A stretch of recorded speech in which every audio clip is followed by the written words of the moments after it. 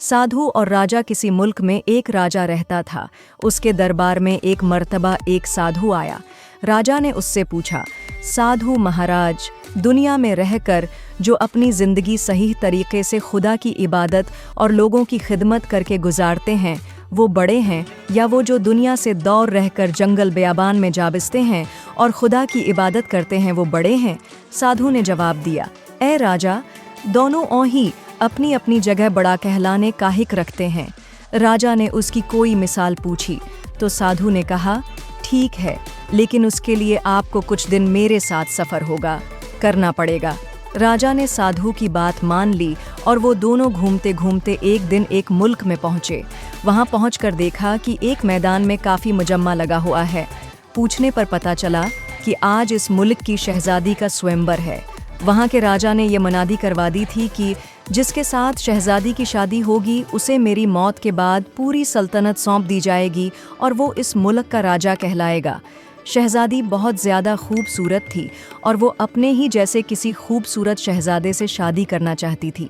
यूं तो स्वयंवर में हिस्सा लेने के लिए एक से एक शहजादे आए, लेकिन कोई भी शहजादी को पसंद न आया। तभी वहाँ एक नौजवान साधु आया। राजकुमारी ने जैसे ही इस जवान साधु को देखा उसे पसंद कर बैठी और उसके गले में माला डालने चल पड़ी, लेकिन वो साधु वहाँ से जाने लगा। तब राजा ने नौजवान साधु से कहा, अगर तुम मेरी बेटी से शादी कर लोगे तो मैं इसी वक्त मेरी आधी सल्तनत तुम्हें दे दूंगा और मेरी मौत के बाद तुम पूरे मुल्क के राजा कहलाओगे। मैंने तो दुनिया को खैर बात कह दिया है, अब मुझे शादी ब्याह और दुनिया से कोई मतलब नहीं। इतना कहकर साधु वहाँ से चल पड़ा।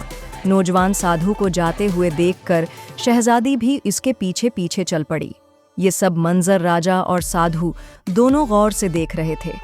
अचानक जंगल में जाकर वो नौजवान साधु कहीं गायब हो गया। शहजादी एक दरख्त के नीचे बैठ गई। उसी दरख्त पर एक चिड़िया और चड़ा अपने 3 बच्चों के साथ रहते थे। सर्दी का मौसम था।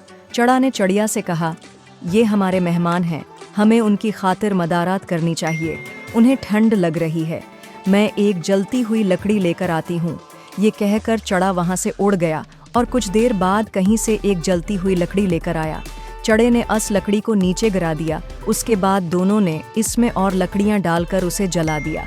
उसके बाद चिड़िया ने चड़े से कहा, उन्हें भूख लगी होगी, लेकिन हमारे पास तो कुछ भी नहीं है, जबकि ये हमारे मेहमान हैं, अब हम क्या करें? ये सुनकर चड़ा इसी आग में कूद पड़ा और भून गया। चिड़िया ने सोचा कि मैं अपने खावंद की मेहनत को ज़ाया नहीं जाने दूंगी। ये लोग 3 अफराद हैं, जबकि परिंदा एक ही। चिड़िया भी आग में कूद पड़ी। साधु ने राजा से कहा, देखा आपने, अगर आपको दुनिया तर्क करना है तो उस नौजवान साधु की तरह बनो जिसके लिए इस शहजादी ने महल और सल्तनत छोड़ दी है, और अगर दुनिया में रहकर कुछ अच्छा काम भी करना है तो चिड़िया और चड़े की तरह बनो कि इन लोगों ने दूसरों के लिए अपनी जान कुर्बान कर दी।